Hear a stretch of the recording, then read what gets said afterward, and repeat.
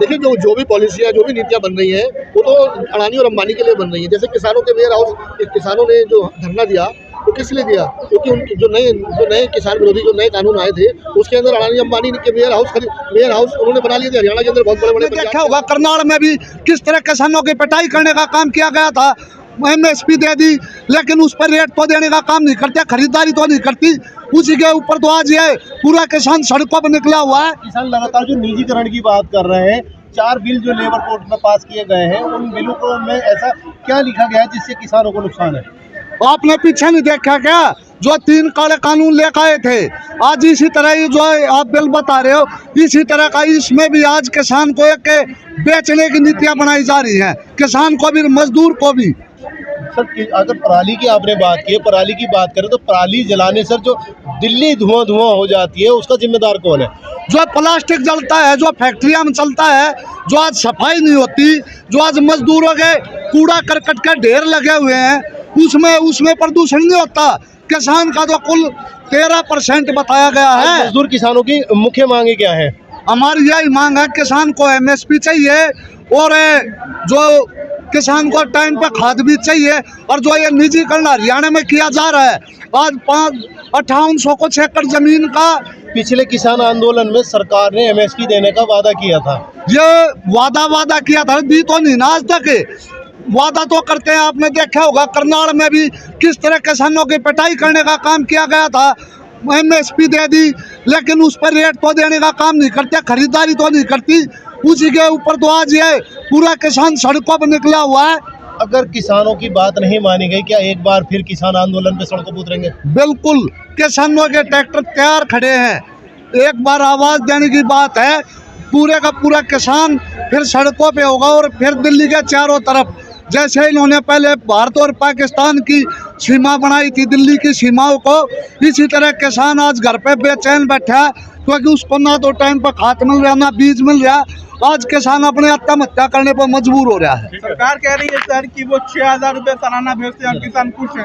किसान को 6000 सालाना नहीं चाहिए, किसान को रोजगार चाहिए, किसान को रेट चाहिए, किसान को MSP चाहिए, किसान को सस्ता खाद चाहिए, किसान के बच्चों को अच्छी पढ़ाई चाहिए, किसान को समझते चाहिए, किसान को नहीं चाहिए 6000 रुपये।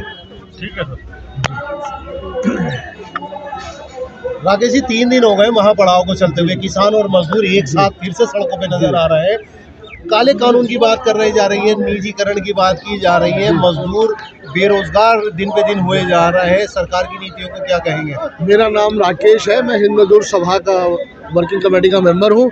जैसा कि अभी भाई साहब बोल रहे थे, किसानों के सवालों के ऊपर बड़े विस्तार से इन्होंने चर्चा भी की है और सारे जो संवेदनशील मामले हैं उनको उठाया है। तो मजदूरों के भी मामले ऐसे ही हैं। एक तो भारत सरकार ने ऐसे कानून पास कर दिए हैं जिसके तहत मजदूरों का दमन हो रहा है, शोषण हो रहा है, ना उनको अधिकार मिल रहे हैं, उनकी पेंशन ख़त्म कर दी गई है।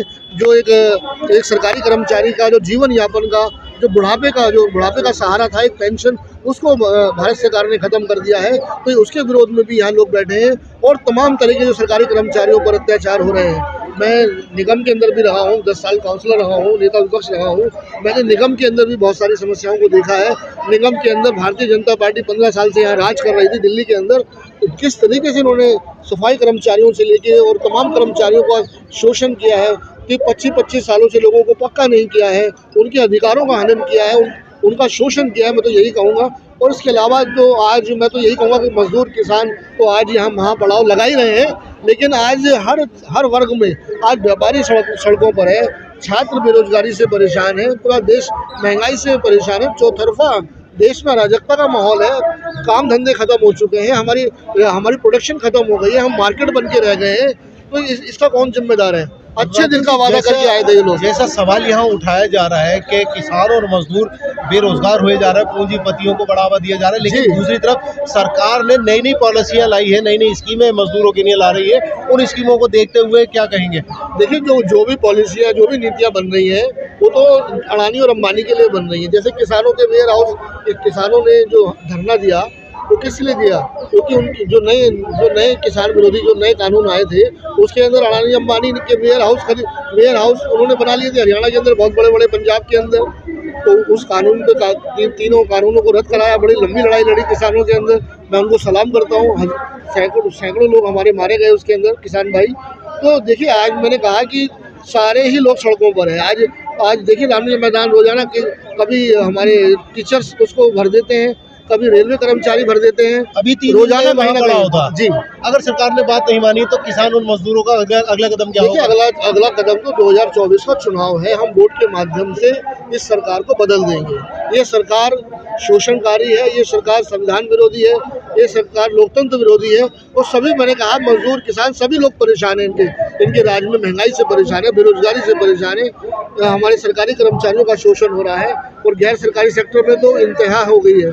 उनका तो कोई भगवान भी नहीं है उनका पूछने वाला। जो आज हमारे जो प्राइवेट सेक्टर के कर्मचारी,